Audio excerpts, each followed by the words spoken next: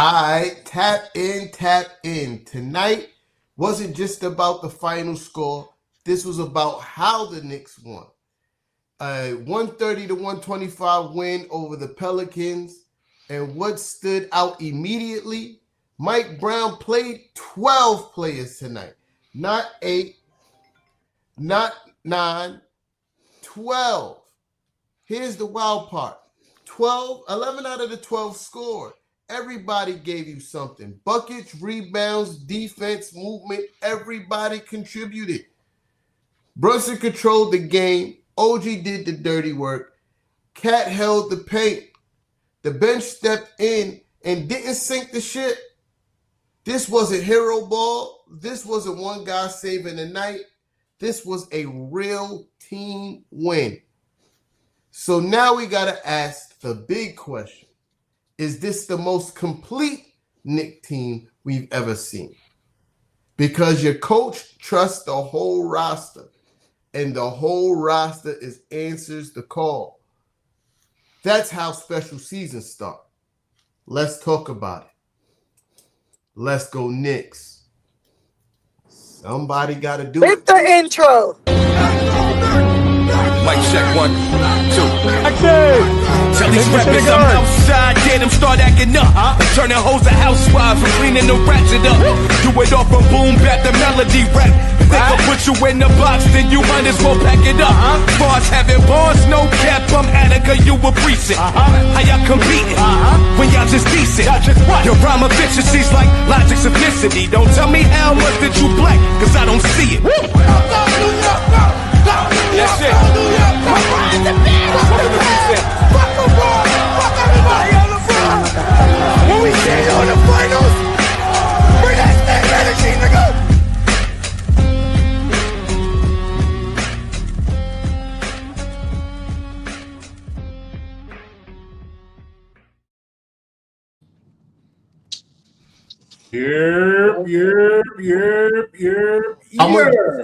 I'm going to do some quick maintenance. We're going to skip the usual Fraz intro because sis was in the building tonight, and we're going to get her to hype us up tonight. So I'll do some quick maintenance. Make sure if you subscribe to the YouTube, press the like button. Sharon's always caring. You know what I mean? Go cop some merch. The Shopify scrolling across the bottom of the screen right now. Now, sis, hype us up. Bro, the Knicks always find a damn way. Always find a way. Let me say this. Jalen Brunson is a bad motherfucker. Belt to ass on the Pelicans all fucking night, especially when we needed him the most. That's what the fuck I'm talking about. I was in there like, that's a bad boy. That's a bad boy. Guys in the back. He too small. He a little boy. That's a bad boy. You gonna eat your words. Trust me. You gonna eat your words in the fourth motherfucking quarter. And that's what he did. It was a good game. It was closer than I thought it was gonna be. Sadiq Bey went up crazy in the first quarter and ain't do a motherfucking thing the rest of the game. Do y'all want him on the Knicks? Is that what you want? Someone that puts up 4 points for the rest of the game after he was hot as hell? I'm just saying, Knicks fans, come on, man. Like, be appreciative of what the hell we seeing. Yo, y'all know I'm Mama Knicks. Mo Diawara went the fuck off today. Quietly had, 18 points? Quietly? Yeah. Nixon, I love it. I love it. He's getting comfortable. It's great to see. This is what building a little confidence in these young guys do. I love it. It was a good game to be at. Close game, but the Knicks always find a way. And, man, I'm proud of this team. So yeah. Tonight, obviously, the game was closer than we all expected to be. I mean, shout out to sis for being in the building tonight in New Orleans and representing. Yeah, I mean, not only for it's New Orleans. New Orleans, I forgot. New Orleans. That's how they say it up in the New Orleans. Her fiance is from there, so I gotta put that New Orleans. You New know what I mean? Orleans. New Orleans. Yeah, feel New me? I'm Orleans. bad.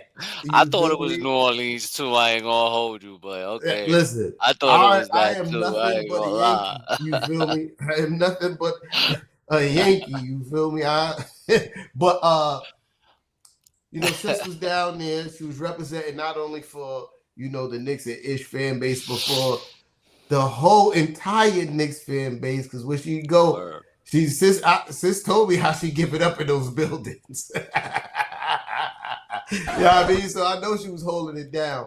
Look, I literally have to warn folks. I get crazy.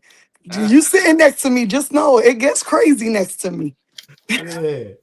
Well, but yeah, tonight was definitely closer than we expected. Tough game from Zion. He came out playing, like Sis mentioned. Sadiq Bey played well in the first half and turned into the invisible man in the second half. But shout out to OG for not only playing stellar defense, because even though Zion had a good game, it was a lot of good defensive plays from OG tonight. And still contributed on the offensive end. And then you already mentioned what happened with the bench and everybody else that stepped up. So I'm not going to be too long-winded. I'm going to, finish up my soliloquy at the end after I speak to the rest of the panel. But Knickerbocker Ave, talk to me. How you felt tonight? It was a heavyweight fight. Definitely not the most defensively sound game that you would ever want to see from the Knicks. But you already knew that the Knicks were the superior team. They were the superior defensive team, and it was going to come down to crunch time minutes and who was going to answer the call. And you already knew who was going to answer the call. You knew JB was going to do JB things. You knew that OG was going to be a defensive stopper. You knew that Mikal Bridges was going to be alongside him trying to be a defensive stopper. But it was a collection of the New York Knicks players. Karl-Anthony Towns, Mikal Bridges, OG Anunoby, Trey Jameson. You had Mohamed Diawara. You had Kevin McCullough Jr. You had Tyler Kolek. You had Deuce McBride back, first game back in 3 weeks. Shout out to him. And you knew what you were going to get out of this. So it was going to come down to a battle of wills. And we know the Knicks are the superior team. New Orleans has been, now on a 4-game losing streak. They've always been hurt, and that's always going to be their argument. It's like, they're never at a full strength. But, hey, you play who's in front of you with the guys that you got. And fortunately, the Knicks, having who they have, having the talent they have, and exactly how T-Time, started the game. Coach Brown, shout out to Coach Brown. He played 12 guys off the bench. He didn't have Mitchell Robinson tonight for whatever reason, but he played 12 guys, and 11 of them scored and contributed, and each one of them did something, to contribute to a victory. And that's how the Knicks end up with, with the dub tonight. That's, plain and simple. I just have a question for Sis, when she gets settled in, because I think we mentioned that a little bit back and forth in the chat, but it sounded like it was like a 60-40 split on TV. But since you were, boots on the ground, you were in the Smoothie King Center, how loud were the Knicks fans in comparison to the Pelican fans in the Smoothie King Center tonight? So we were pretty loud. I mean, I want to say an even 50-50. But yeah, we were loud. We were hella loud. I don't know if y'all heard it on TV, but we were screaming MVP when JB was at the line in the first half. And yeah, they tried to boo us quiet. But yeah, Knicks fans always show out here. And I don't know where they're from. Like, I heard a few people have asked me at the game, like, where you from? I'm like, I'm from the Bronx. And they like, yeah, it ain't a lot of us out here. So I don't know if like fans traveled here, because there's not a lot of New Yorkers that live in New Orleans. I'm here pretty often. And I don't know a lot of New Yorkers from out here. Hey guys, follow up. Kev, talk to me. I gotta say, man, that was the kid Diawara. I don't want to mispronounce his name, but No. um, that was a pretty loud 18 points to me. Dead ass. Like it started off from the gate when he He did. posted homie up and took it to the rack, and then he shot a quick three right after that, the next possession. He was locked in today, not just offensively but defensively as well, which I'm pretty impressed because he's a rookie, right? A second, I think we got him in the second round. Um, so like for us to be able to play these young kids and for them to play like the way they're playing, to me it says a lot. It says a lot about our coach too, that puts the belief in them to go out there and to be able to do what they do on a every game basis. It says a lot by him, by trusting his players. Because man, I gotta say, them guys played real great basketball today. I mean, I know it was a struggle throughout the game. The Pelicans really was giving us a hard time, and not just a few quarters, but I feel like they was playing full quarter basketballs. It's just that we were able to make plays at the end of the game that was able to turn it around to our advantage. Um, but shout out to the Pelicans, man. They played great. They gave us a hard time. I ain't gonna lie, like I at one point in the game I said, man, this don't look right. Like it is, they just giving us work. Zion was hungry. I haven't seen him play like that in a long time. I was like, okay, if this is the Zion that we're gonna get, Jesus Christ. I feel bad for these guys, man, because they were playing physical. He was being physical with OG. And OG, yo, listen. Shout out to OG. I mean, he kept going back and forth with Zion throughout the whole, like after that second quarter, because I think the first quarter he scored no points. He's just exploded in that second quarter. Um, he is another one that is like a magnet to the basketball on a defensive end. Like watching him cut off the passing lanes and getting steals and being physical right back with Zion was like, okay, this is why we paid you, OG. This is why we gave you the big bucks, right? And like all the other guys, like shout out to Jordan Clarkson, shout out to Deuce McBride, who just came back from an injury and started, had to knock the rust off a little bit, but played decent.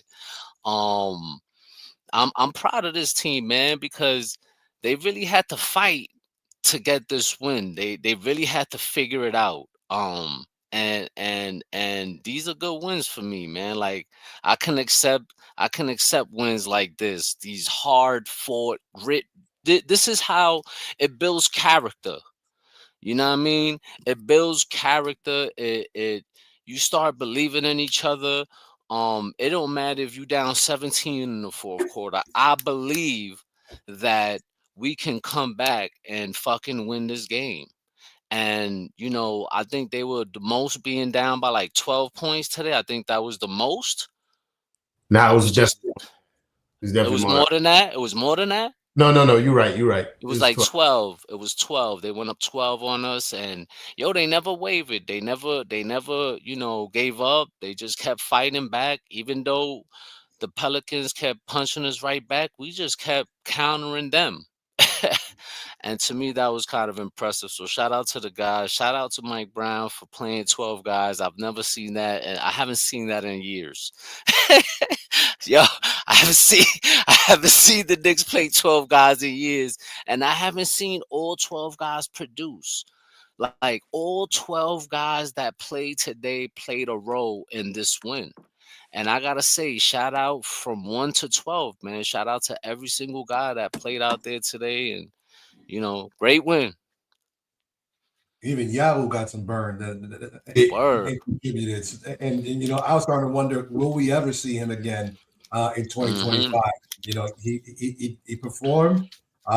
He was still a little trigger happy. Obviously, he had to get his legs under him, but I was happy to see what he performed, because I was starting to, my patience was really starting to wear thin with him. So I don't know how y'all feel about him. Nah, listen, I feel like he said, wait a minute, these young guys is busting ass. They taking my minutes away. Hold up. I gotta start playing better, because if not, I'm completely out of the rotation right now. You got Diarra starting before me? How is this possible? Wait a minute. I gotta come out and start playing better basketball, man. Because if not, I ain't gonna be able to. They're gonna trade me. That's what I feel. Yeah.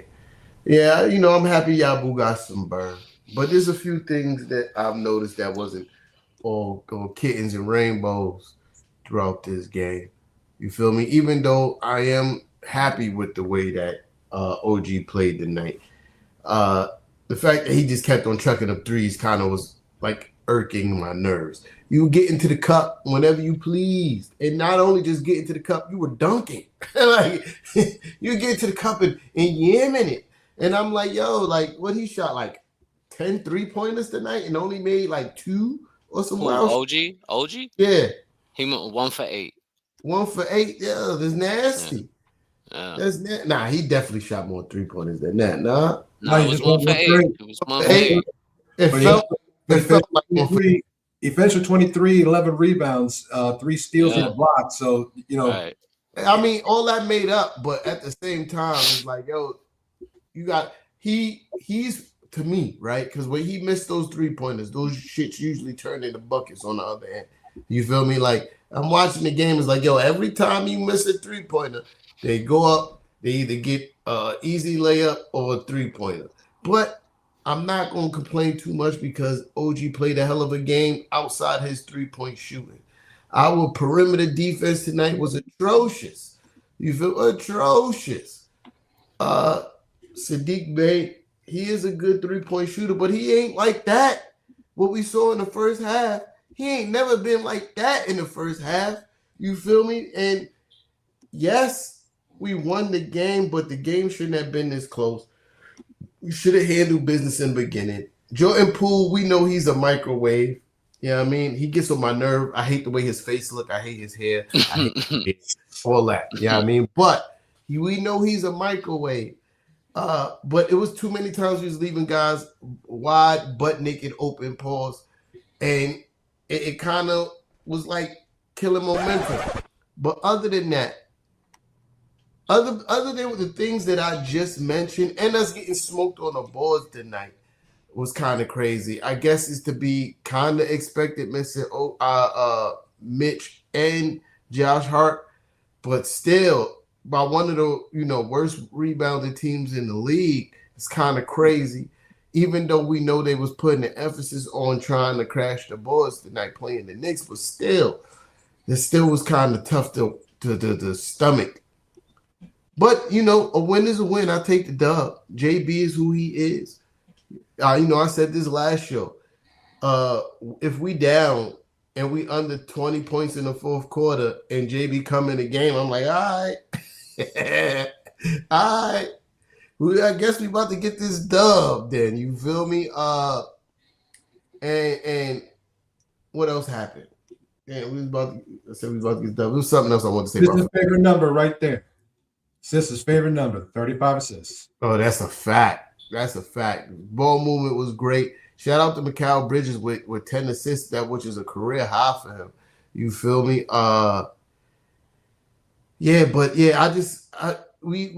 We won this game. JB did his thing, especially at the end. The Cap is who he is, clutch player of the year. But we was getting our ass kicked defensively tonight, and that was like I wasn't really a fan of that shit. You feel me? Like we gave up 70-something points in the first half to the Pelicans team.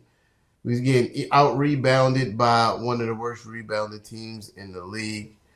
And I felt like in the first half we didn't attack the basket enough on a team that has zero rim protection.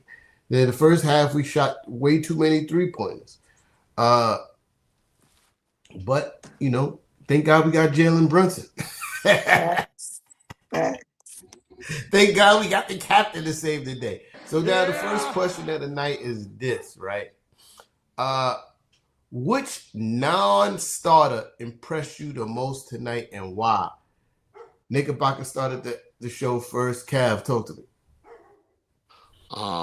Obviously, I think Diawara was the one that impressed me the most with his play and how smart he's able to pick up. I know the 3-point shooting wasn't in his forte, but in this game, I think he started off quick, 4 for 4 from the 3-point line. I thought that was pretty impressive. You could see that he's been working on that. But yeah, to me, he was the most impressive. On the defensive end, he played well. With his tall, lanky arms, giving people fits. So yeah, I think he was to me. Sis. I agree it was Diawara, but since he gave that answer, I'm gonna go with Deuce. Deuce, first game back, missed the first few shots, but came up huge at the end with big shots. Um, it's good to see him back because we definitely missed him. But good to see, his shots fall. I think he hit 2 big shots down the Mm. stretch.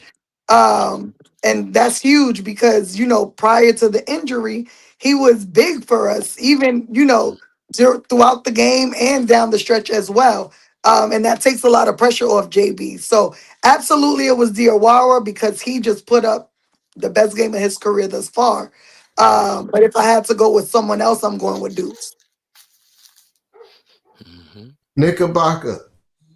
I'm gonna pick 2 guys on this one, and I'm gonna give the tip of the hat to Gershon Yabusele and Trey Jamison III. They didn't play a lot of heavy minutes, but the minutes that they were called upon, they contributed. Between the 2 of them, I mean, you just look. Jamison only played 4 minutes, 2 points, a rebound. Gershon played 16 minutes, 9 points, 3 for 5, from the field, 2 rebounds, and an assist, and a big offensive rebound early on in the offset. Obviously, Deuce coming back was enormous for us, especially hitting the clutch free throws at the end of the game to ice the game. But you got to give the tip of the cap to the guys that may not play a lot of minutes, but what they still do is impactful. And without Mitch, without Josh Hart, those 2 guys being down, and you still haven't seen Landry Shamet in over a month. So these guys getting some quality minutes in a game, on a contending team. It's the season of destiny. We've been saying this for over and over again. That's huge for me. So it's sometimes it's not about the quantity, it's the quality and what you do with the opportunity. So I give it to Gershon and I give it to Trey Jamison III, for their contributions. Yeah, there was one play that when Trey was in and Zion tried to back him in, and he's tough. He ain't budge. I was like, okay. Granted, I knew they wasn't gonna keep him in the game that long, but that was good to see. At least he was giving OG fits. OG did the best he could, but Zion is just fast as hell. So seeing Trey not back down from that and not even budge at Zion putting his body on him, pause. That was good to see. Yeah, I would have to. I was thinking of trying to, think outside the box and give it to somebody else, as far as who's the player I want to give the nod to. But I'm going with Diawara. I'm going with Mo. I'm going with Mo Better, Mo Cheddar. You feel me? That's his new name now. Mo Better, Mo Cheddar. You feel me? I'm going with Mo Better, Mo Cheddar, because I wasn't expecting that from him. You feel me? I do have high hopes for the kid. Let's not get that misconstrued, right? You feel me? I do think there's a lot of promise in his game, but if he can augment his game and make like the 3-point shot reliable weapon in what he does, sky's the limit. I was calling him Little OG. You feel me? Because his game reminds me of OG Anunoby, young OG Anunoby so far. But there's a few things in his game that's already way more advanced than OG at that age. One is his ball handling. Pause. That's crazy. His dribbling ability. You feel me? And two, if he can continue to stretch his shooting, it would be his shooting. He's tremendously a high IQ basketball player. You feel me? Like he plays with great intelligence on the court. He's not forcing anything. He knows when to pass the ball. He knows when to drive. He knows when to take advantage of the mismatch. He knows how to take advantage of the mismatch.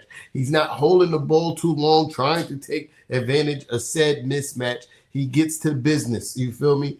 And he's a hell of a tremendous defensive player already at this young age, and he's only going to get better.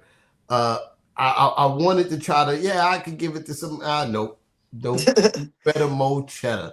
You feel me? And speaking of nicknames, right? I just want to let everybody know that they heard it here first, right? Mo better Mo Cheddar. We heard that here first, right? But this one, going to let you know, and it's not like it's an original by me, right? This is kind of stolen, not stolen, borrowed. You feel me? But somebody who put it into practical use and saying this is the nickname for this player. I'm going to let you know you heard it here first at Knicks Ish, right? I'm talking about Jalen Brunson.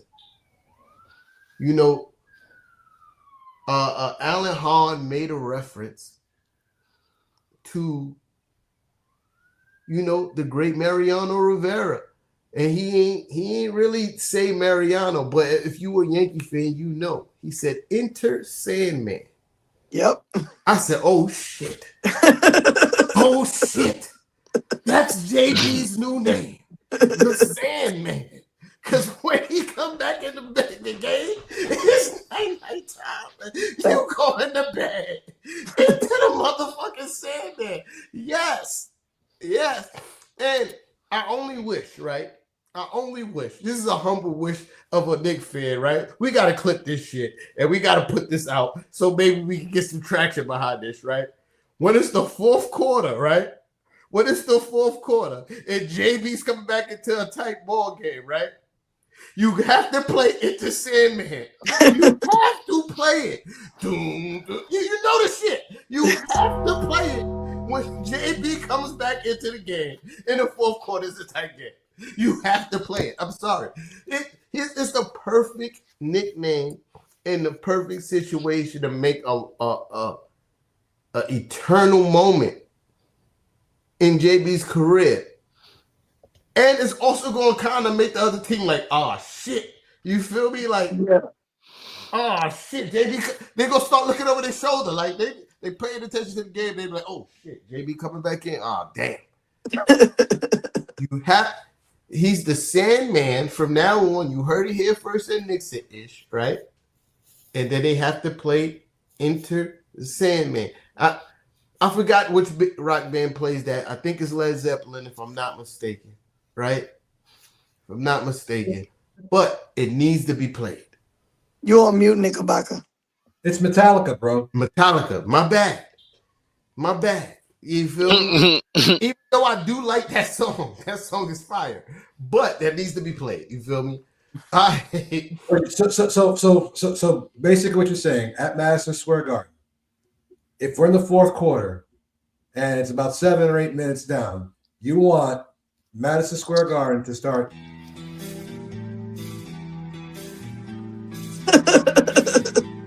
Yo, cut it. They go. Word. Number 42, Mariano Rivera. Yeah.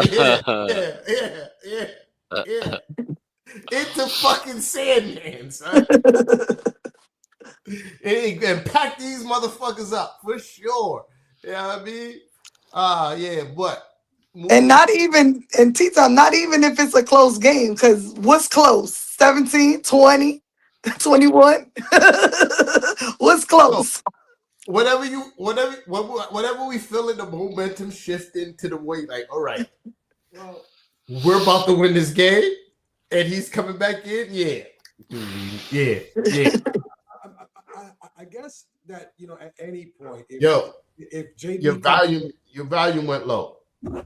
JB comes in at any point like that, and it could be any lead. I don't think it really matters. Right.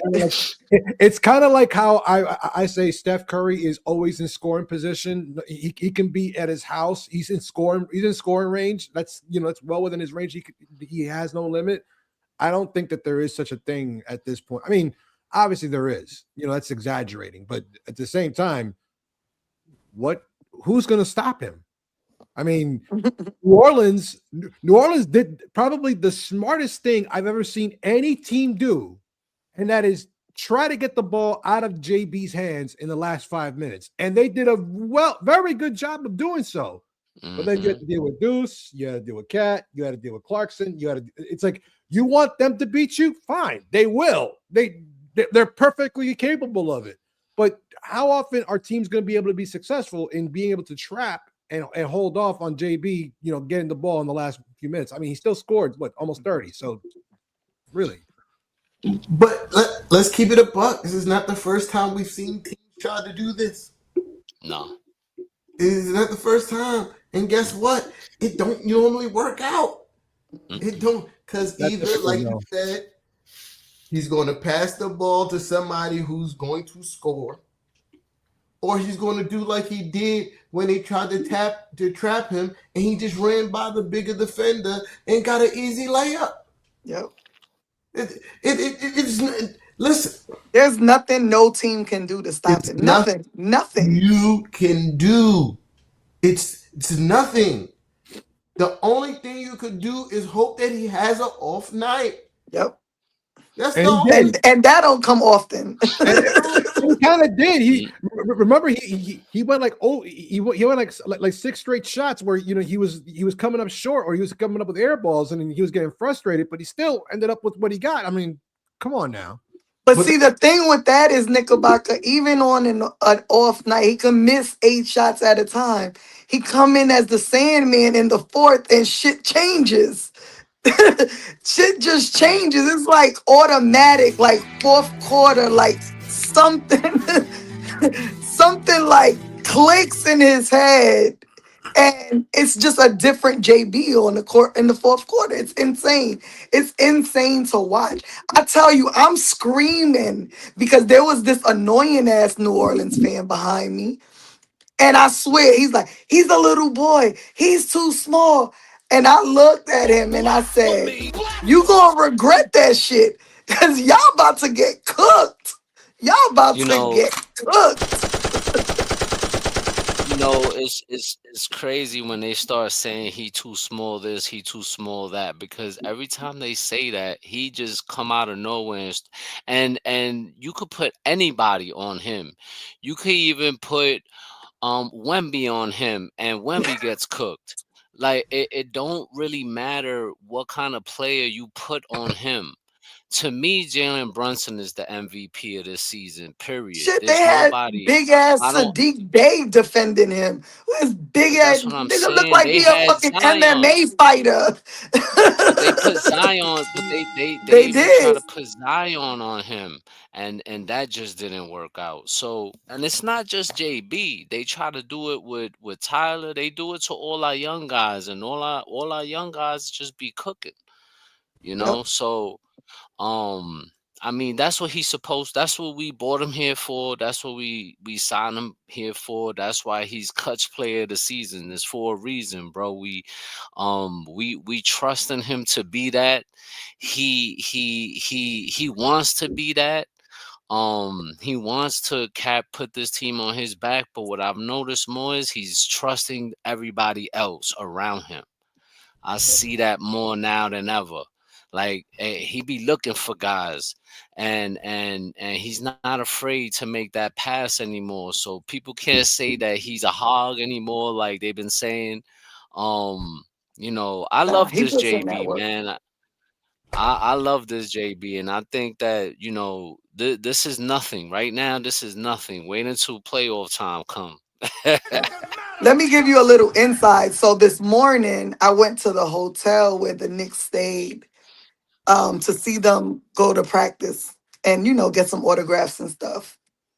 JB left on the bus by himself, literally 45 minutes before the next player walked out of that hotel, and came back with the whole team. So he was at practice shoot around 45 minutes before even a coach, anybody. He literally, the bus pulled off with just him. He Yeah. puts in that work. You love to see that from your leader. But yo, to Kev's point as well, JB, like, shout out to my guy Matty Smooth in the comments. JB had 10 assists tonight. You feel me? Like, so He again, can average that. one of the greatest joys I have in rewatching the games, right? Because when the game first aired, I'm in full fan mode. I'm not breaking down much of shit. You feel me? Like, I just retain what I can retain for the come here and talk to you guys. You feel me? But it's not until my second watch that I'm like really like in tune with what's happening with the defense and who's doing what. Like, and the greatest joy I get in rewatching these games is watching JB acclimate to the defense being played against him. Like, watching it him slowly figure it out into the fourth quarter, and it's like, yo, this shit is like either he's a genius or whoever's on the bench is giving him the greatest information on the earth. So T, what you don't really see, because I was watching him on the bench. Every time he sits on the bench, he has the iPad and he's watching. He's looking at stuff. So, and he's the only player that does it. He's the only player. But every time he sits to the bench during a timeout, during his rest, he has that iPad and he's watching stuff. Yeah. See, this is what I'm saying. But who's doing it like that? You feel me? Because it shows come the fourth quarter. He's looking, I'm pretty sure he's looking for where the double team's coming from, looking for where the help is, how they collapsing when he coming into the paint, who's collapsing when he go into the paint. And this is usually turned into him avoiding turnovers, getting better shots, and hitting the open man. And we see it every game. There is no stopping this man. It's none. And anybody who has any notion or any preconceived idea of, all you have to do is do this and then you'll be able to stop JB, shut up. Shut up, you're capping. You do not have the answer, Sway. Nobody does. Because what we are watching is one of the greatest primes in NBA history. You feel me? Like, it may not have started off this way, right? But I'm talking about as far as primes go, this is one of the greatest primes in NBA history. There was a young lady, I forgot to get her name. I seen the video, and she did this whole graph, right? About like what happens when, like, in the clutch. Yep. And JB was like all the way to the right by himself. It's like efficiency, like it goes like efficiency versus usage. Mm-hmm. And then like there's like nobody even in his fucking universe. Yep. When it comes to the usage and the efficiency. There's nobody in his fucking universe. You listen, it's in his when I say universe, I want you to take that shit as literal as possible. Think as far as away somebody could possibly be on a graph. That's how it is. You feel me? Like he's not just the most clutch player. He's obviously the best teammate. Because when you hear the young guys talking about, because we were just talking about how everybody steps up off the bench, And one of the people they always mention that talks to them and tell them to stay ready and giving them encouragement is the fucking captain. It's one of the first people. Of course, they have other people, but they be like, yeah, Jalen is always telling me to stay ready, and giving me that confidence that when my time comes, I'm going to be ready. Listen, I could not. Tonight, we watched what could have been versus what is. Facts. Because we all remember. I think me and Kev did a live for the that draft, that lottery draft, where we was getting the picks, and we didn't get the first pick. Me and Kev was about to cry, for sure. We was about to cry. And then look how the world works. Look how life works. Because we got Jalen Brunson. I couldn't be happier. Zion had a great game, but I couldn't be happier. Back my fault. So the video that we're referencing was posted by New York Sports, but it was originally written and broken down by someone named Leah Camerano. If you haven't done so already, you have to give her a follow. She's on Instagram, and I'm looking at it. I'm trying to see if I can pull it up so I can upload it, here to our stream. But essentially, exactly you can share your screen. Maybe I could try to do that. Yeah, but That shit looked insane. Man, it's fucking universe. Yo, and she did the most smartest thing by making it yellow, like he's the fucking sun. Look at that. He's the fucking sun. You see everybody else? That the sun up there, that's Jalen fucking Brunson. Everybody else.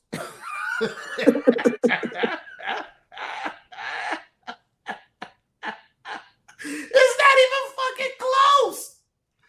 Let me see if I can put the sound on it. Outside their stadium because of how ridiculously clutch he has been for them. And instead of just saying it, I built a simple linear regression model to show you exactly why he's so different when the game is on the line.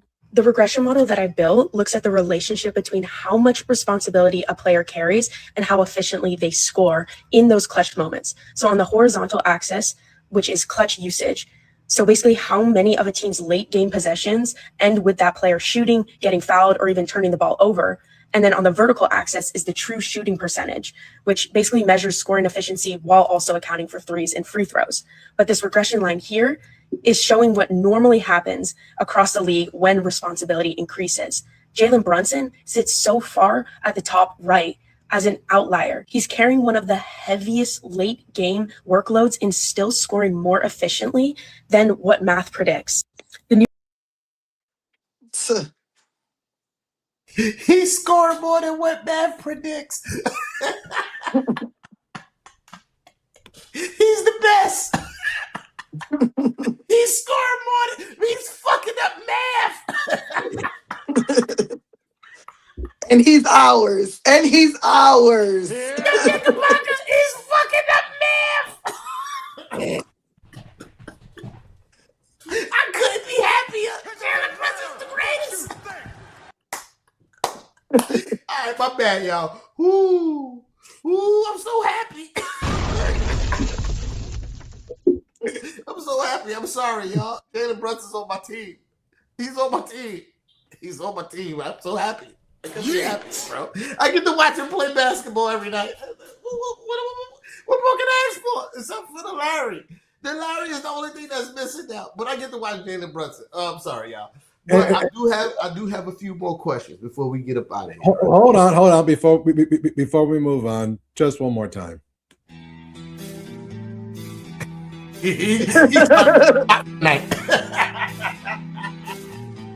Number 11. The captain, Jalen Brunson. Yeah. Oh man, now that's mad funny. Okay. All right. Since we've been praising the bench, we're gonna keep on with this theme before we get into the next complete topic. Who earned more minutes going forward based on their performance tonight? Sis. It's just getting harder and harder every game to like have to talk about that because every game someone else steps up. I'm gonna go with Mo. I mean, today, he showed that he deserves minutes. I think with him getting more and more minutes, he's being more productive for us. I think his confidence is getting built, and we're seeing results. But it's so hard because the other night was McCullough, it's been Tyler, it's been has had great games.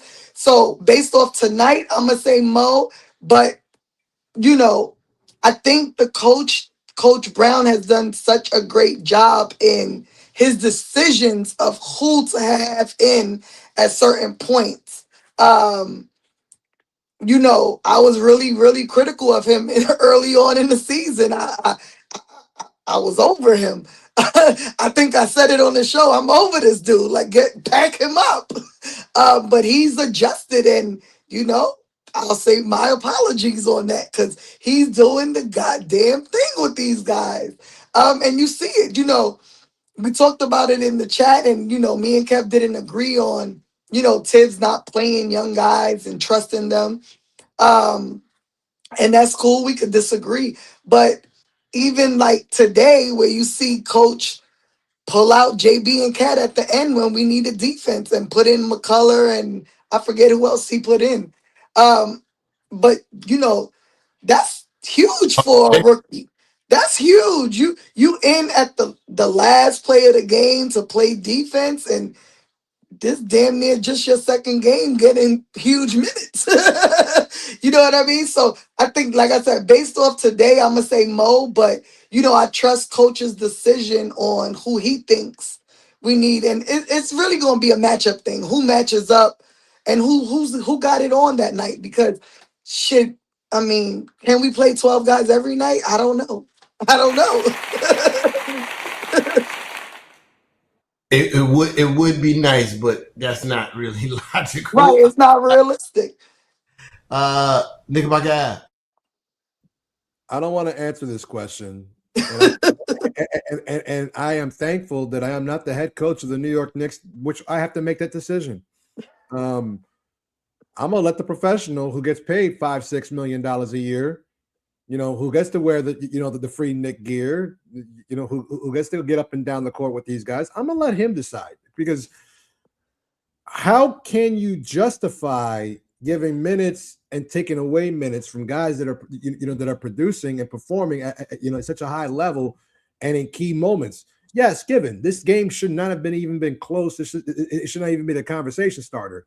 But anybody can be had in the NBA. I mean, if anyone's paying attention around the NBA aside from the Knicks, Oklahoma City is not so invincible anymore. Now, are they? I'm just saying.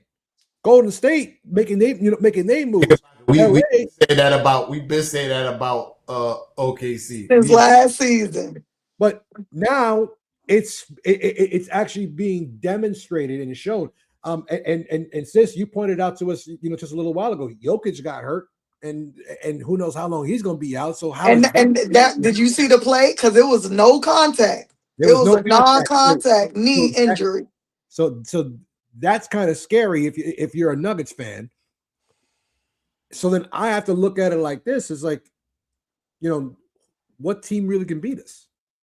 I mean, in a 7-game series, who's going to match up and try to stop Jalen Brunson 7 straight games? Nobody.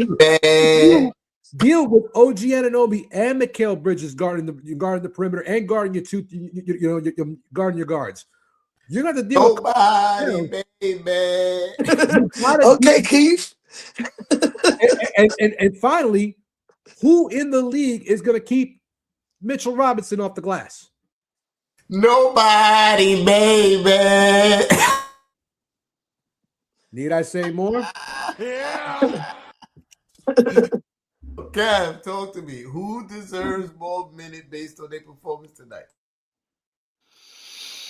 I mean, to be honest with you, is I don't know. Like, I kind of agree with with Av, because these players made it hard for us to even make a decision like that, bro. The way they all been playing, Tyler, McCullough, and now Diawara. It's kind of hard a decision, especially when you got Shamit who might come back. You still got Josh Hart out and Mitch out, so it's kind of hard, man. I think Mike Brown got a really good problem on his hands with all this talent on this team. He got a really really good problem. A lot of coaches can't say that right now. Um, but I mean, to me, to be honest with you, I think those three young guys, McCullough, Tyler, and Diawara, definitely should get more quality minutes because of how they impact the team when they're on the court, defensively or offensive. You got Tyler Kolek with his vision. Um, he's gotten better on the defensive end of the court. He could shoot from the 3-point line and kill you that way.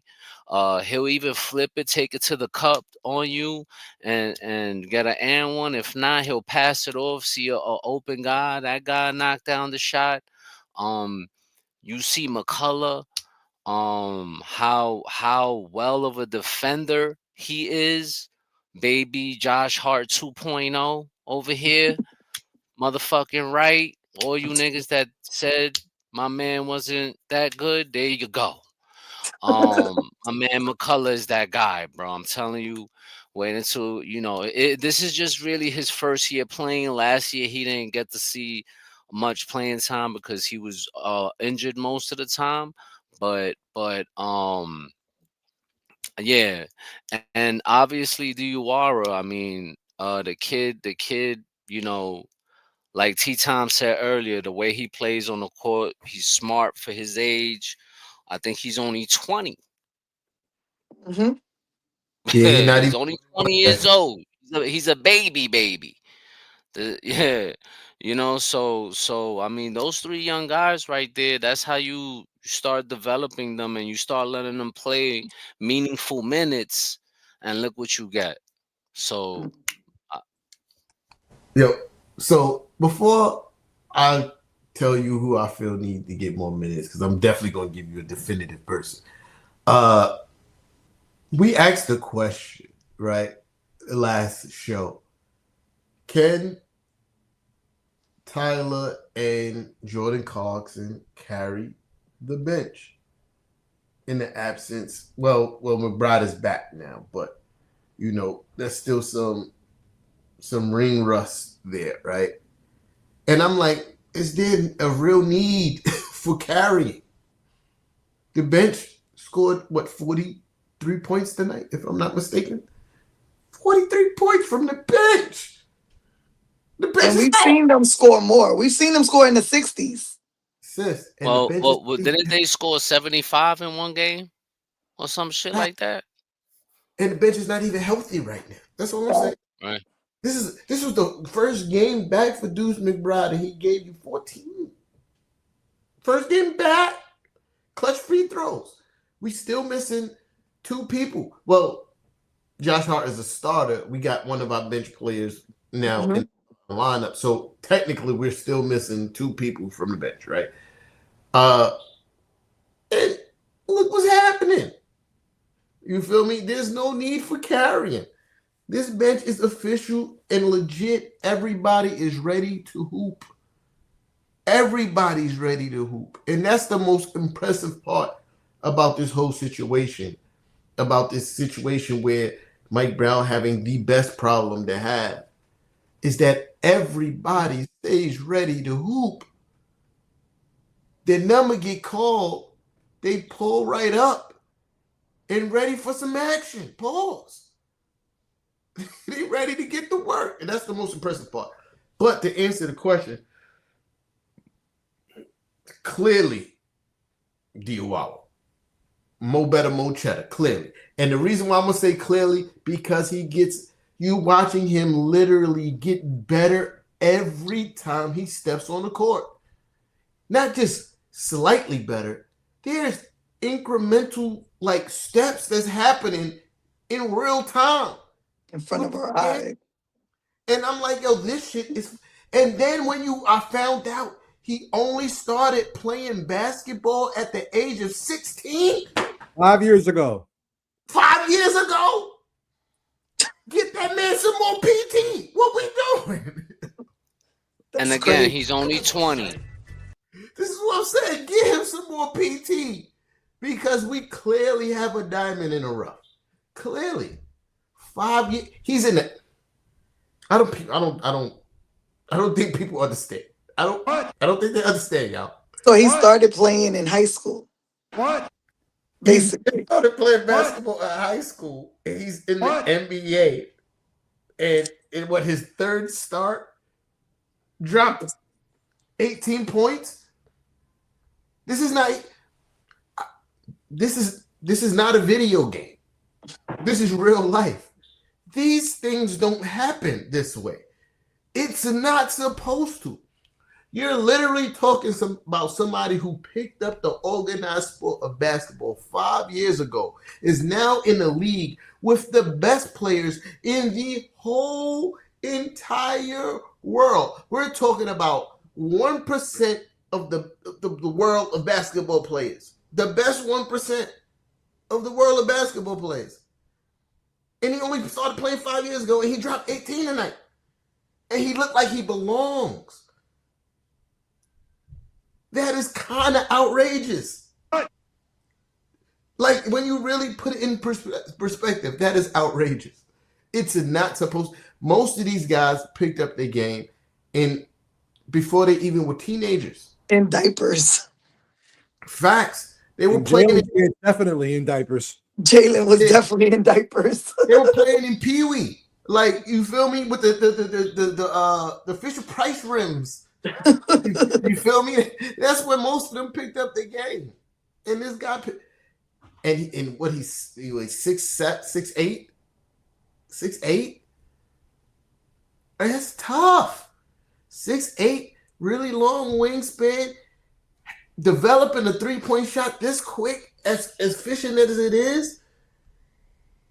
That I need to see more of him playing basketball. I know it's going to be hard to give him minutes, because there's a lot of people who, through tenure and already proven themselves, deserve the minutes before him. But still, you cannot have watched him these last few games and be like, yeah, I'd be cool if he go back to the bench. I can't do it. I need to see more of that. You feel me? Shout out to Mo Cheddar. I threw my hat because that's how real it was. You feel me? When the hat goes flying, that's how serious it is. I think they said he's 6'9". He's 6'25". So his weight. I'm a fault. Well, I don't know what happened to sis. Maybe her phone died. That's usually what happened. Oh no, there she go. And there she goes again. No, but that's what it was. He's 6'9". And you see the way he moves on the court. For somebody who only picked up the game 5 years ago, he plays with a super high level of intelligence. He's only going to get better with more time on the court. And I want to see what that looks like. I want to see what it looks like to have a third Wingstop member. I want to see what that looks like. I'm kind of curious to see. So far this season, we've seen a game from Tyler Kolek. We've seen a game from Diawara. We've seen a game from just about everybody. McCullough too. Back him up, Dadier. You up? I don't know. You know the crazy part is when they said They said it.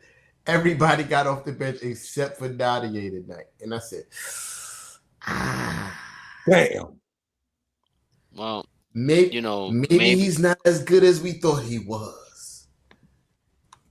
or maybe because obviously he's doing well in the G League, but hopefully he's watching the Iwara, the Tyler, the McCullough, and it inspires him. Hmm. Hopefully this inspires him and hypes him up, because we know the kid has some kind of talent. He has some kind of talent. Where it Kev, is and why he plays so timid in the NBA is beyond me. your Because in Kev, the G League, he is an absolute monster. your But he Kev, plays timid in the NBA, so I don't know. your Kev. You know who also played well in the G League? Deuce. Kevin Knox. Oh yeah, Kevin Knox. But Deuce did too. Deuce, Deuce But was listen, Duke man. didn't Deuce earn was his. getting a lot of tough love when he first coming up. But the difference is this, right? He Duke, stayed ready. he didn't just play well in the G League. Hmm. Said it all like they said it the I think the last year of Tibbs' tenure is the fact that they loved what he was doing in practice. They loved his shooting numbers in practice. They was like, it's only a matter of time that he's hitting 9 from 10 in every spot that this translates to the actual game. And then his defense keeps him on the court. You feel me? Like Mhm. I haven't seen enough of Dadier yet to say that he can't really defend at a high level, but it must be something. You're talking about a coach who literally plays everybody. Mhm. Everybody played tonight. Everybody. Kev, if I was sitting on the bench with a Knicks jersey, I probably would have got some PT tonight. No cap. No cap. 40-year-old, 5'5", 190 pounds, out of shape T-Town would have probably got there and played some hoops tonight. But Dottie ain't get off the bench. That's worrisome to me. That makes me feel like coach sees something that we don't see because everybody else got PT. I mean, I That's could be true. wrong. I could be wrong because You're he right. did get PT so far this season a couple times. Like He it did. was, He and did, but it's what did he do with it? Not what But these he other guys played had. That's the he problem. he he played when he played really timid. He Yeah. wasn't playing like the He G played League scared. pack him up that. He played scared. He was very But passive. think about it too, because in most first couple of games, he kind of played that way too. He looked like he was scared to shoot. He didn't want to handle it, but he figured it out. yeah. So Hmm. I'm gonna ask the chat for a favor, right? I don't want to waste my time or your time, you know, getting away from great topics that we talking about, great dialogue like we having right now, to address the haters in the comments. I need y'all to do that for me. Give Oh, them thing the one and thing two is in the chat. I can't see it. Well, Benji. I don't know. I don't know. He seems like a new one, Benji. Oh, But yeah, if they in the chat, handle business. Handle business. I appreciate y'all. Y'all be greatly appreciated because I know y'all don't want to hear me talk to these guys and about their whack ass teams. But yeah, my fault. Whoever I cut off, my bad. I just wanted to say that. no, but yeah, I mean, I don't know if they showed it on the game today, like on TV. But one thing that super impressed me with Mo is the way he was talking to the guys on hmm defense. Did they show that on TV? Because it was just yeah, he over was and really over. He yeah. communicated so much on like when they were trying to switch and who was picking up who. And he's like, no, I got this guy. It was so good to see. And again, from a young guy, you know what I mean, taking the lead on defense at the top of the key is huge. Mm-hmm. Yeah. And that's when I ask a quick question, right? Before we dip up out of here. Like, at this point in time, right? Do the Knicks really need to make a trade No, playing the way we playing with the guys no, that playing? Like, do we really necessarily have to make a trade? no, I mean, really no. think about it. Mm. I'm with you, sis. Like, I'm with you the whole time. I'll be super against trades all the time. If people Yeah. talk to me, they say, "Yeah, you ain't gonna take what over who?" No, no. I'm always the no man when it comes to trade here. Um, but like at this point in time, with the Knicks playing the way they're playing, like I don't see it. I really don't see a need to make a move. So even I forgot what show it was. I even said it. I'm tired of even talking about it. I'm tired of It was talking. like 2 shows ago. I'm tired of talking about the hypothetical trade. I'm absolutely sick of it. You feel me? Cause I like what we got. You feel me? Yeah. I like what we got. You feel me? I think we are in an amazing place as a basketball team and an organization. Uh, you watching players that I said it in the beginning, right? When the coach trusts everybody on the roster and everybody on the roster is answering the call, that's the start of a special season. We in special season category now because every night there's somebody that the rest of the country has never even heard of doing an amazing job of turning the tides of games. I don't hate. Hate is a strong word. I disagree with Draymond Green a lot, but he did say something that was slightly profound. And this is coming from somebody who has championship experience, multiple championship ring experience, right? He may not have been the guy that was the cause of the championships, but he was there and knows what it takes to have a championship team and build a championship team. He said players like, I forgot what the player they was talking about. Oh, they're talking about Nick Young. And he was like, you have series turners. You feel me? Like, you have players who turn a series. They're not necessarily the stars. They're not necessarily the guys who's been carrying the team most of the season. But they change a game. Their contributions could change the tide of a game and get you a win in a game. And that could ultimately help you win a series. What we've learned so far in the first half of the season, we may have a large collective of series turners,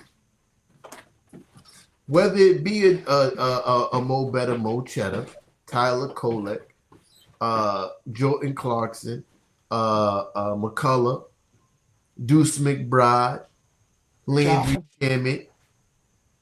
Who else? Josh. Josh.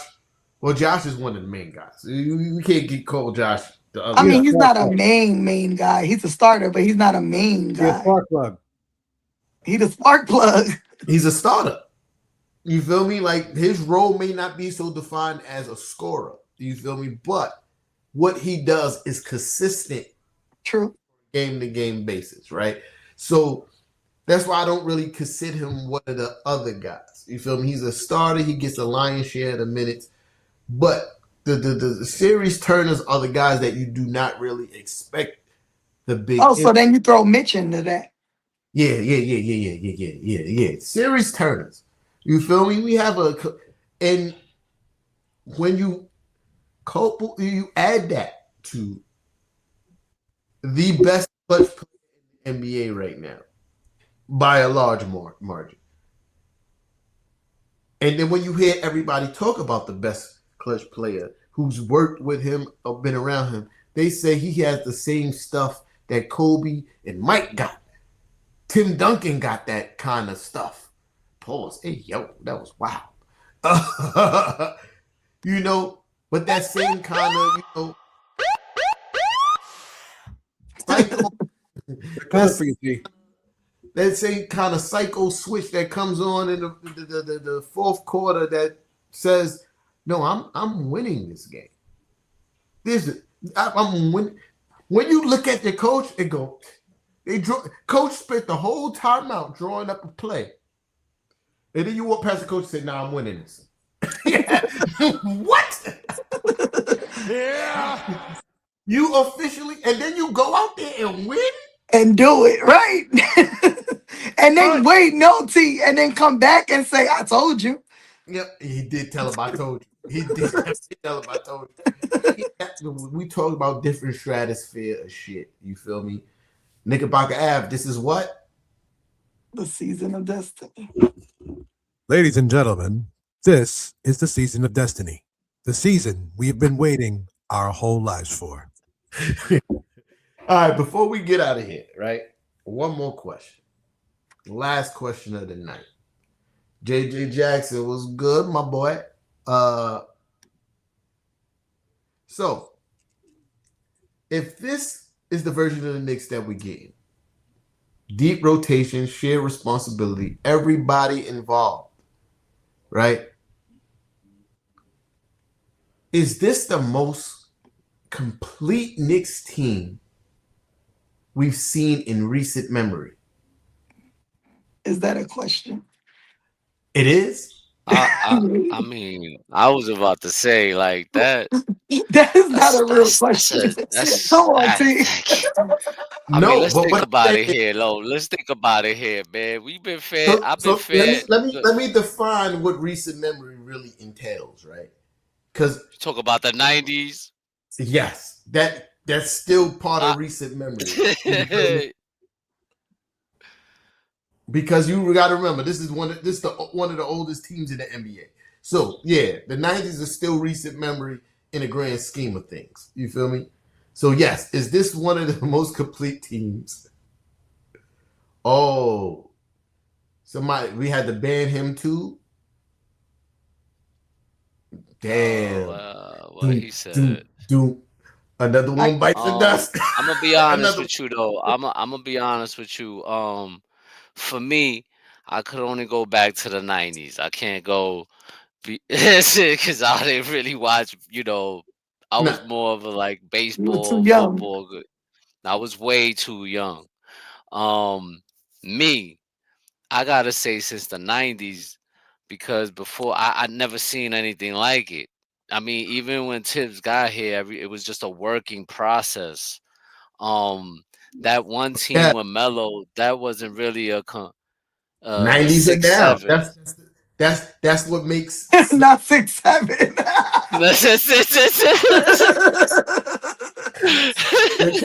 That's the part of the question that makes it different. He's saying, is it the 90s or now then, Kev?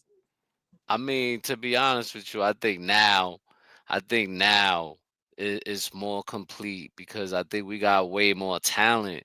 I think Patrick Ewing, it was just Patrick Ewing. You know what I mean? JB got Cat.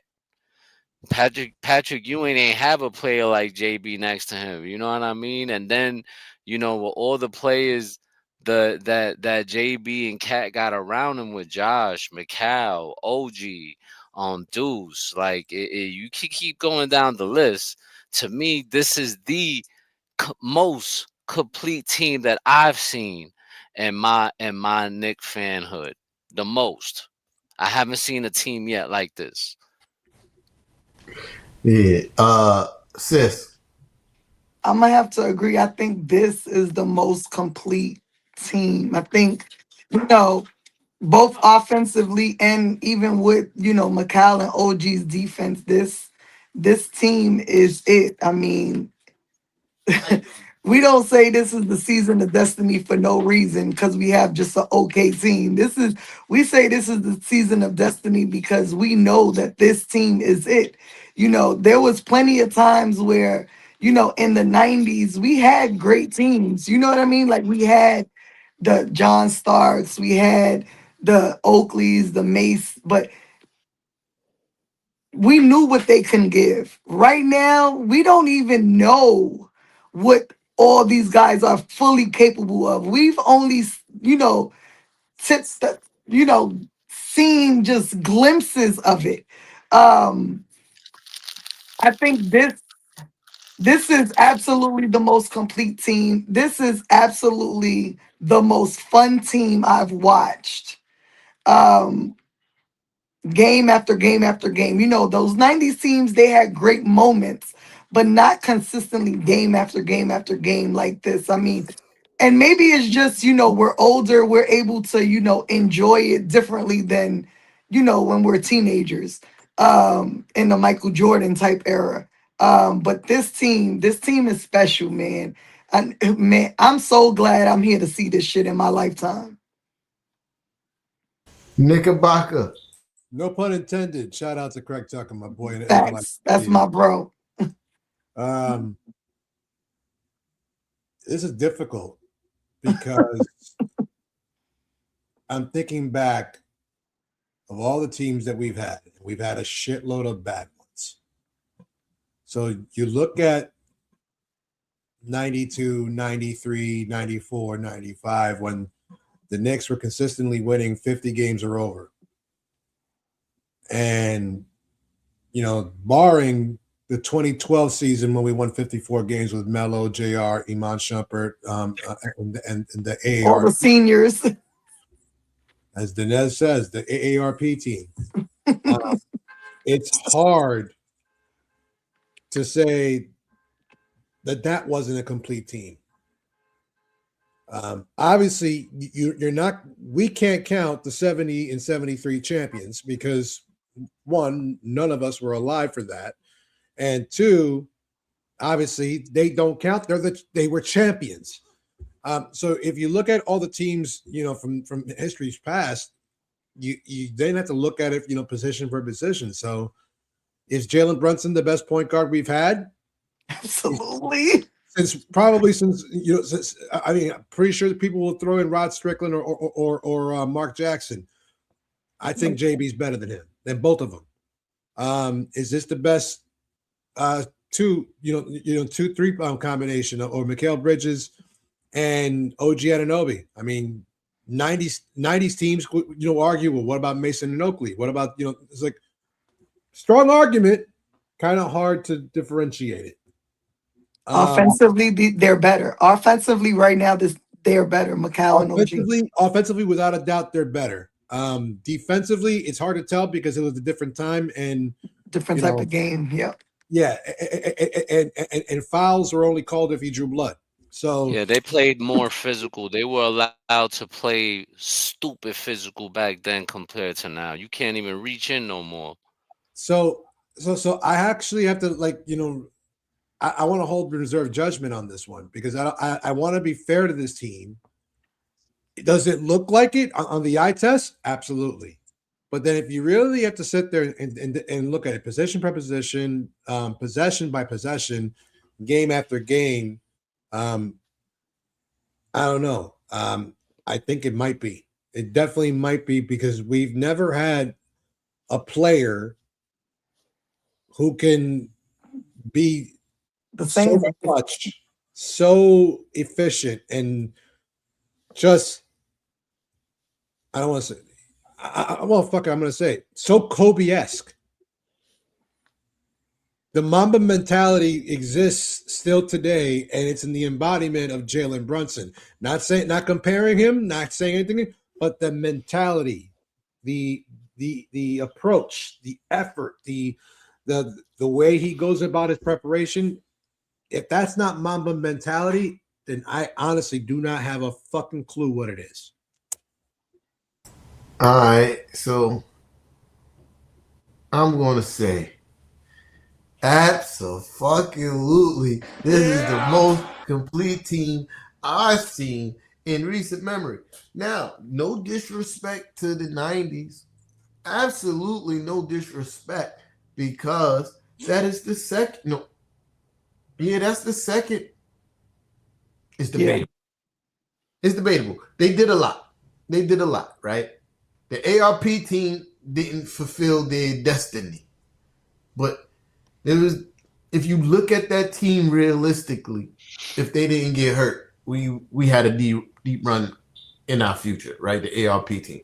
But I'm going to give the 90s the second, because Patrick Ewing is Patrick Ewing. If you watch Patrick Ewing play, you know exactly. There's no need for me to explain it. If you experience those moments, you already know what's up. If you see Patrick threw his arms up like this in the Garden, nothing else needs to be said, right? It's Pat, right?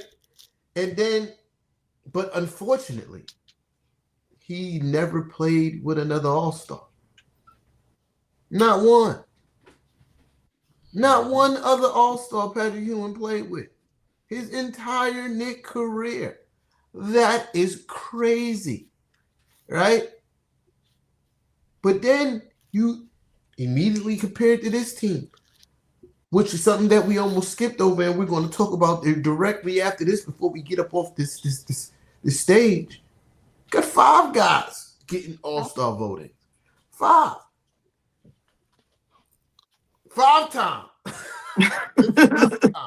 You can't see me. You got 5 times. You got 5 guys in the All-Star running right now. Never happened while Pat was on the team. Never happened. By the way, put in your votes. Put in your votes. Yeah. Make sure you're voting. Yeah, we gonna get a Make little sure bit you more vote. depth into that. You know my memory bad, so I got to get through my little soliloquy. But yeah, it never happened, right? And then I like what was happening when the position by position was being broke down. But I gotta redo it again, because I didn't want to interrupt nobody, right? I didn't want to interrupt nobody. But obviously JB is the best point guard ever. Then you talking about the 2 guard, right? Earl Pearl got that. But we're not comparing it, right? We're not comparing the 70s. Then we got to go to the 90s, because that's to me, in between the 90s and that, that's where you find the second best 2 guard, which is John Starks. What about Houston? Thanks for the correction, for sure. Thanks for the correction. And then who's running 2 right now? That would be No, Josh. Josh is running a 2. I'm taking Josh over Allen. I am. I'm taking Josh over Allen. You know why? We talking about a Swiss Army knife versus a shooter. True. We're talking about a Swiss Army knife. It might be blasphemy, but hear me out. This is a hear me out moment. Blasphemy! It's not blasphemy, though. It's not blasphemy. It's not. It's a Swiss Army knife versus a shooter. You're talking about somebody that can do a little bit of everything, from get you 15 rebounds, from scoring 30 points, from getting you 10 assists. He does everything. Steals. Everything. Allen Houston, how many 10 assist games Allen Houston ever had? How many? Yeah, you could do your Googles, and I guarantee you he's not even close than what Josh Hart had in one season. Just last season. Is enough. Close. And we're not going to talk about rebounds because we know the answer. We're not going to talk about who's the better defender because we know the answer. So, outside of scoring prowess on a consistent night-to-night basis, right? Josh Hart checks off every other box. Every other box. It's not one other box that you could give Allen Houston over Josh Hart aside from scoring. You're right. And To add to that, Josh Hart has had 16 triple doubles to Allen Houston's nothing. You know what I mean? So that's the Yo, his ad libs on these is hilarious. So then we go to the three. Melo played the three when he was with us. It's Melo. You feel me? It's Melo. We're not even gonna pretend or joke. It's Melo. And even though again I made the case for Josh over Allen Houston, Melo was just such a better scorer than Macau. It's such a far gap in that regard alone. 62 points. Enough said. 62 points. Enough said. Right? So Melo gets the 3. Then we go to the 4. No. Wait. Oh, yeah. OG's playing the 4. More often, yes. OG got that. Since the 90s, OG got that. We're going Oak. Offensively, definitely OG got Amari? No, I didn't say that. No, I'm just saying. No. Oh. He's just throwing them out. So between Oakley, Amari, obviously you go Oakley. Now Oakley versus OG. You do OG. Yeah. I don't know about that one. You do OG because Oak was Oak defensively, but OG is OG defensively and offensively. Oak couldn't score. Right, exactly. He could. It's just that wasn't his job. His job was to be the enforcer. So if you go by, I mean, that's OG's job too, and he's giving us points. If you're going by skills, you give it to OG on just skills, but in terms of impact, I don't know. Charles Oakley, just saying that man's name evokes a thought. You know why? Because it's folklore. It's OG doesn't have the tenure yet, and it's Charles fucking Oakley. That's why. and Oak has the tenure. He played here a number of years. It was a number of playoff series. I'm saying with time, OG's going to eclipse that. It's going to eclipse that. We've already seen. I know Dolan wants that to happen, of course. Not even. Dolan offered to retire Oak's jersey, and he refused. So it's Oakley that being difficult. Yeah, Oakley doesn't want it to. Oakley wants it to happen at this point because Dolan wants Oakley back in the building. But Oakley wants a grand OG West. Oh, I'm so. That's not going to happen. No, got to be realistic here. It's not going to happen. What better ode to you than putting your number in the rafters, homie? Because your stats don't belong next to anybody else's up in the rafters. Let's be perfectly honest. You get impact wise in the field that you gave us, yeah, maybe. But numbers wise, the guys in the Raptors, you don't belong up there with them for reals. You know what I mean? But now back to what I was saying. OG, I give OG over Oak. Yeah, I mean, overall game, OG. Then obviously the 5 is who the 5 is. You feel me? So that's 2 positions out of 3. And then you compare the bench now to all the other benches. This is like what we talking about. What we talking about? You know what I mean? But real quick before we get out of here, can you put the All-Star graphic back up, please? Very proud to have 5 of our guys up there. Jalen Brunson at 3, Karl-Anthony Towns at 7. Who else? OG at 13, and Josh Hart at 16. Macau is up there too. Macau's at 15. Oh, yeah. 15. My fault. Very proud to have all that, right? I think everybody could be boosted up on that list. But the most important part here, right? Absolutely the most important part here. Jalen Brunson's supposed to be number 1. He's supposed to be number one. And I'm going to tell you why. The guy who's number one is on the losing team. They got more losses than they got wins. They're not even in the play-in right now. How's Maxey over him, though? Tyrese Maxey, they are a playoff team. They're sitting as the 6th seed. But we're talking about the number 2 seed. We're talking about the number 2 seed here. And he's playing very impactful basketball. Jalen Brunson needs to be number one. It's Knicks fan. Obviously, we're doing what we're supposed to do. 5 guys out of 20. That's really tough. And we talk. I figure Paolo Banchero should be a little bit higher than 19, but he ain't really been hooping like that. To be perfect. No, the team is worse with him on the court. Yeah, like right. But at the same time, we all know this is a popularity contest, and he'll get the Brazilians to support him. Obviously, Giannis has the worldwide appeal. The fact that Maxey's at 2 is surprising to me a little bit, even though we know he's a gifted and talented guy. Jalen Johnson, I think, is a little too high. It is what it is. Jalen Brown should be probably over Mitchell, but that's just me nitpicking. And Cade Cunningham is right where I think he is. So, I win wise, that rings true, right? But Donovan Mitchell been hooping, homie. Like,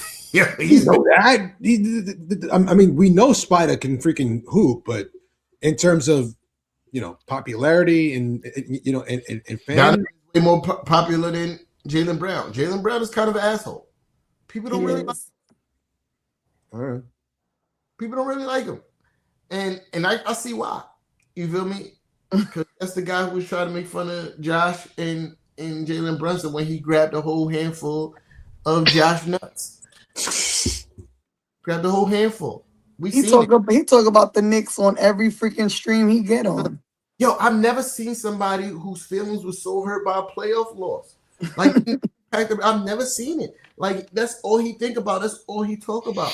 He have nightmares about us, T. I mean, I would too if you got smoked at home, up 20 got smoked. I would have nightmares too. And he like, but we was up by 20. We was up by 20. This girl be like, baby, you okay? But we was up by 20. But we was. That's how you feel every time. You go to sleep. We shot too many threes. We shot too many threes. Huh? Oh, no. Are you okay, baby? Yeah. I just saw Jalen Brunson again. Mikal Bridges blocked my shot. Final seconds. I saw it. Every time I close my eyes, I see it. I see them jumping up and down. Confetti everywhere. Orange and blue. Every time. Yo, because literally, every time I see a clip of him on his stream, he's talking about the Knicks. He talking about the Knicks. What you need to be talking about is your trip to Turkey to fix that hairline, homie. That's what you need to be talking about. Instead of putting marks on my man OG jersey. Putting marks on my man OG jersey. That's nasty. But yeah, make sure y'all vote, please. Keep on voting for the every day. Every day. Every single day you can vote. Let's get JB to 1. Let's move the rest of our guys higher up on that list so we can get not only 2 in by the fan vote, maybe we get 3 in by the fan vote, which would be crazy, right? Which would be crazy. And I think OG deserves it. I think Josh deserves it. The whole starting 5, let's be perfectly honest, they've been hooping. They've been hooping at an all-star level. You know what I mean? Can we get Josh and Moose improved? Like or something. I feel like he kind of deserves that. I don't know. I feel like he kind of deserves that. Like all that needs to happen. But yeah, let's pack this up. We are hour and 30 in. It Can is I so- can I say something? Yeah. Karl-Anthony Towns, bro, we love you here. But every time you face a team that has a good player that plays your position, you giving us a little bit.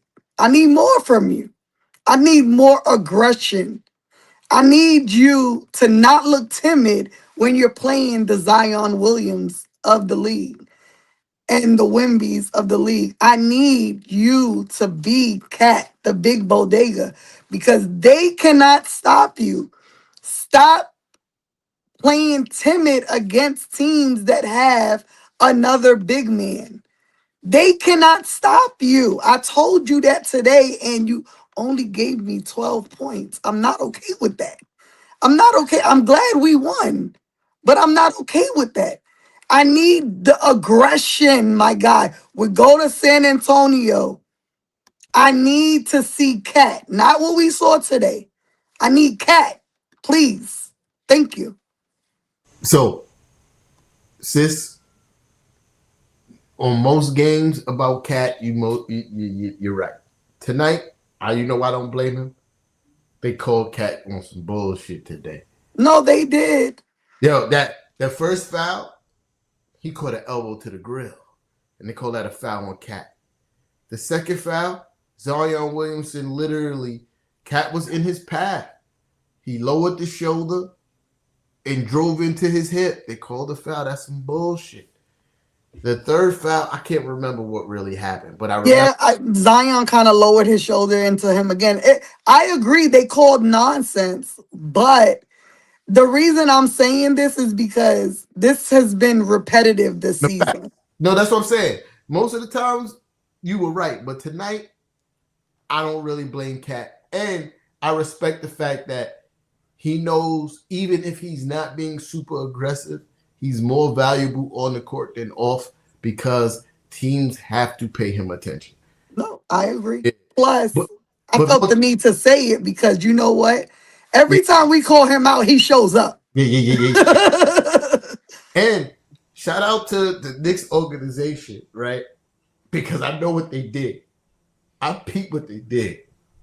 And y'all smart. I like it. We're playing Wimby next. Oh, yeah. We go rest Mitch tonight. Literally, when I saw the injury report and it said Mitch is out, I said, they're not gonna play him back to back like that. And they know that they have a center. And so we need him more for San Antonio. Yeah. And if Mike Brown's smart, every time Wimby in the game. Because they play his minutes weird. Hey, Mitch, don't even look at me. Get up. You see that 7'4" motherfucker get off the bench? You get up too. Don't look at me. Facts. You walk past me and be like, Coach, who I'm getting. That's all you do. Word. But yeah, yo, shout out to everybody that pulled up tonight. Y'all already know the rivalry. Sharing is caring. If you're new here, make sure you hit that subscribe button. Sharing is already caring. Turn on the notification bell, set it to all. If you want to cop some Knicks and Ish merch, make sure you go to the Knicks and Ish Shopify. The link is scrolling across the bottom of the screen. It's been scrolling across the bottom of the screen the whole entire live. And if you're already on the YouTube, just go to the YouTube page. It's right there. I don't think I forgot anything, but yeah. Except we need to know. I want to ask the people in the comments. Do you want to join us on New Year's Eve? Or do you want to take a day off? Yeah. Let us know. Facts. Let us know. I'll be here. I'll be on the road, but I'll be here. I might not be at the crib, but I can make myself available for sure. I might be too drunk, so. And that's another thing. Mm-hmm. You know, I get too drunk, I start rambling. Yeah, because you know what? It's been a couple of weeks since we've had to do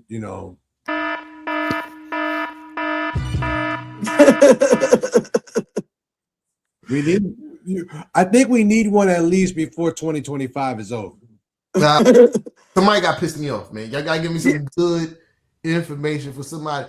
See, y'all gotta be like, yo, T-Top, look, this is it. They talking crazy, and then I'll be here for a rant. You feel me? I just don't want to be ranting for no reason, but give me some good rant material. I got y'all. But yeah, thank everybody for pulling How up. about we just say one name?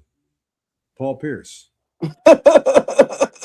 What did he do now? Yeah, you feel me? What did he do now? I got a rant for him on deck. You feel me? yeah. Thank everybody for pulling up. We see y'all next time.